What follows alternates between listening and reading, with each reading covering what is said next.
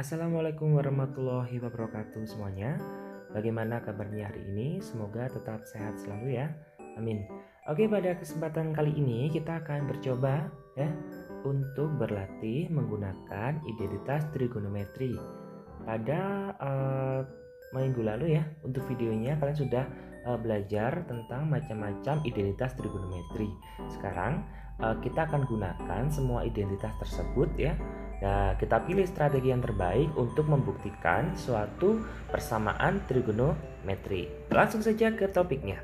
Untuk yang pertama, yang harus kalian lakukan itu adalah kalian kemarin kan sudah mencatat ya, untuk identitasnya itu kita punya identitas dasar. Ini ada. Terus setelah itu ada identitas Pythagoras. Terus ada identitas selisih sudut.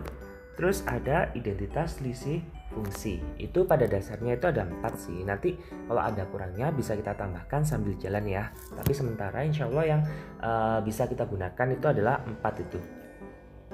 Oke, yang pertama kita coba di sini ya. Ini soal yang latihan kemarin ya, itu buktikan bahwa sin 2y sama dengan sin 2 sin y cos y. Jadi prinsipnya adalah dalam pembuktian itu ini kan ada dua ekspresi ya, yang kiri sama yang kanan. Jadi kalau membuktikan itu, yang kiri ini kalian otak-atik bagaimanapun caranya, gunakan semua identitas yang ada biar nanti nemu yang kanan. Begitu ya. Oke, sekarang kita coba ya di sini sin 2y. Kita tahu bahwa sin 2y bisa kita ubah jadi sin y ditambah dengan y. Kan gitu kan ya? 2y itu adalah y ditambah dengan y. Terus di sini sama dengan menggunakan identitas selisih apa ya? Selisih sudut ya itu ya. Selisih sudut kayaknya ya. Identitas selisih sudut itu loh, yang sin A plus minus B, sin apa cos A plus minus B, itu kalian lihat itu kita punya di sini adalah jadinya adalah sin Y cos Y, karena ini plus sin ya maka dia tetap plus sin Y cos Y gitu ya. Oke, silakan kalian lihat di apa itu di identitasnya ya. Nah, di sini kan sudah jelaskan, ini yang di sini ini sin y cos y, ini juga sin y cos y. Karena sama, itu sama dengan 2 kali sin y cos y. Nah, terbukti kan bahwa sin 2y ini sama dengan 2 sin y cos y, begitu. Untuk yang soal yang pertama. Yang kedua, buktikan bahwa cos 2b sama dengan cos kuadrat b dikurangi dengan sin kuadrat b. Sama ya, kita tahu bahwa cos 2b itu adalah cos b ditambah dengan b. Dengan identitas selisih sudut ya, selisih sudut itu. Selisih sudut kita punya di sini adalah cos b cos b, karena ini cos ya maka plus jadi min sin b dikalikan dengan sin b. Nah ini kalian lihat ya, yang ada plus minusnya itu loh. Benar, ini cos b dikalikan cos b itu adalah cos kuadrat b, sin b dikalikan sin b adalah sin kuadrat b. Oh, terbukti ternyata cos 2b itu sama dengan cos kuadrat b dikurangi dengan sin kuadrat b. Terbuktikan begitu teknik untuk membuktikannya. Jadi yang kiri itu kita otak-atik sedemikian rupa, nanti muncul ekspresi yang kanan. Nah, sekarang kita tingkatkan kesulitannya ya. Yang nomor 3 itu adalah buktikan bahwa 1 ditambah dengan tangan kuadrat x sama dengan sekan kuadrat x. Oke, pertama di sini adalah 1 ditambah ya. Nah, tangan kuadrat x itu saya ubah. Kita tahu bahwa tangan itu adalah sin x per cos x ya. Nah, jadi kita punya di sini adalah sin kuadrat x per cos kuadrat x gitu ya. Terus selanjutnya bagaimana? Kita samakan penyebutnya. Sebelumnya itu saya tambahi kan ini 1 per 1 kan nggak apa-apa. Dia kan nggak mengubah nilai kan, karena 1 per 1 nilainya juga 1. Kenapa saya tambahi 1 itu?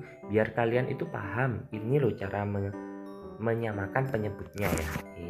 Sekarang penyebutnya saya samakan ya semuanya. Jadinya itu adalah cos kuadrat X. Tuh. Nah, gimana caranya? Cos kuadrat X dibagi 1, dia tetap cos kuadrat X. Kan gitu dibagikan ya. Terus setelah itu dikalikan dengan 1, maka di sini dia tetap cos kuadrat X. Nah, selanjutnya cos kuadrat X dibagi dengan cos kuadrat X, dia kan hasilnya kan 1 dikalikan sin kuadrat X, dia itu adalah sin kuadrat X. Begitu cara menyamakan penyebutnya. Oke, selanjutnya biar familiar ini saya balik, jadinya adalah sin kuadrat X ditambah dengan cos kuadrat X dibagi dengan cos kuadrat X, cuma membalik saja gitu ya. Nah, kalian tahu itu apa? Nah, ini kan identitas Pitagoras kan. Nah, coba kalian cek Pitagoras itu bisa diubah menjadi geser ya. Itu sama dengan ya, di sini adalah 1 per cos kuadrat X, begitu ya. Nah, ini apakah sudah terbukti? Belum. Nah, tujuannya apa? Tujuannya agar muncul secant kuadrat X. Di sini masih 1 per cos kuadrat X. Coba kalian lihat identitas dasar bahwa secant itu kan sama dengan 1 cos kan. Nah, ini makanya bisa kita ubah jadi 1 cos X itu adalah sama dengan 1 cos kuadrat ya. 1 cos X pada kuadratnya sih. 1 cos X dikalikan dengan 1 per cos X, yaitu 1 cos X adalah secant X, ini juga secant X, jadi kita punya secant kuadrat X. Nah, ini terbukti ya bahwa 1 ditambah dengan tangan kuadrat X sama dengan secant kuadrat X. Kalau kalian amati kan kita tadi kan berangkatnya ke kiri kan, dari kiri ini kita nggak tahu apa-apa ini, terus berjalan ternyata nemunya itu adalah persamaan yang kanan. Begitu adalah prinsip dari pembuktian ya. Oke, sekarang yang keempat dan yang terakhir ya. Ini ada ini, buktikan bahwa tangan X dikurangi dengan cot tangan X sama dengan 1 min cos kuadrat X per sin X dikalikan dengan cos X, begitu ya. Oke, pertama saya akan menggunakan identitas dasar ya, bahwa tangan itu adalah sin per cos. Yang ini tangan adalah sin per cos.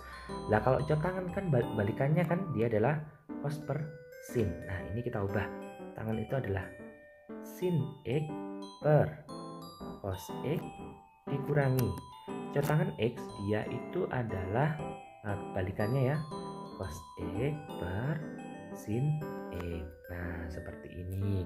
Seperti biasanya kalau kita punya pecahan dan penyebutnya nggak sama, kita harus menyamakan penyebutnya. Penyebutnya itu adalah perkaliannya. Di sini ada cos X dikalikan dengan sin X, begitu ya.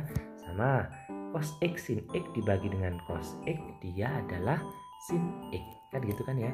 Cos X sin X kan ini kan cos X sama sin X kan ya, terus dibagi dengan cos X kan sisanya sin X. Nah, kalikan sin X, dia adalah sin kuadrat X, gitu. Dikurangi dengan cos X sin X dibagi dengan sin X ya. Cos X sin X dibagi dengan sin X, dicoret-coret sinnya ya, tinggal cos, kalikan atasnya cos, dia adalah cos kuadrat X, begitu ya. Oke, sini selanjutnya kita tahu ini yang perlu saya garis bawahi adalah ini. Tadi pembuktiannya kan mintanya kan cuma cos saja ya, ini loh cuma cos, padahal di sini ada sin. Maka kita harus ubah sin ini dengan identitas Pitagoras. Nah, ini identitasnya, kita tahu bahwa sin kuadrat X ditambah dengan cos kuadrat X itu kan sama dengan 1 kan gitu ya. Kalau cosnya tak pindah ke kanan, jadinya adalah nggak apa-apa, ini di otak-atik sin kuadrat X sama dengan 1 min cos kuadrat X. Nah, oh ternyata bahwa sin kuadrat X itu bisa diubah jadi 1 min cos X. Ya udah, kita ubah jadinya adalah 1 min cos kuadrat X. Itu kan sin kuadratnya diubah jadi 1 min cos kuadrat. Nah yang belakang min cos kuadratnya tetap gitu. Nah, terus ini adalah cos X dikalikan dengan sin X. Jadi memang untuk pembuktian ini harus kreatif ya, nggak boleh menyerah. Kalau memang salah, balik lagi langkahnya, cari langkah yang lain begitu. Lah ini kalau kamu bisa pembuktian ini, itu akan melatih pola pikir kamu untuk berpikir sistematis ya. Itu jadi nanti kamu akan bisa menganalisis soal-soal manapun, tidak hanya matematika, bisa soal-soal mapel yang lain, karena kamu pola pikirmu dilatih untuk menganalisis bentuk-bentuk soal yang rumit seperti ini ya. Oke, jadi gini, 1 min cos kuadrat X dikurangi cos kuadrat X itu adalah min 2 cos kuadrat X. Kalau mau ilustrasi seperti ini, min x kuadrat kan jadinya adalah min 2x kuadrat kan gitu kan ilustrasinya ya. Oke, yang bawah dia adalah cos X dikalikan sin X. Apakah sudah terbukti dengan yang atas? Belum. Yang bawah kan masih terbalik kan? Ya udah dibalik saja. Nah, oke, yang bawah dibalik. Sin X dikalikan dengan cos X. Lah ini baru terbukti bahwa tangen X dikurangi dengan cotangen X itu sama dengan 1 min 2 cos kuadrat X dibagi dengan sin X cos X. Terbukti sesuai dengan permintaan soal. Loh, apakah boleh cos X sin X itu ya, awalnya kan cos X sin X dibalik jadi sin X cos X? Boleh. Ibarat kata 4 kali 3 itu hasilnya sama dengan 3 kali 4 kan gitu. Ini namanya adalah sifat komutatif.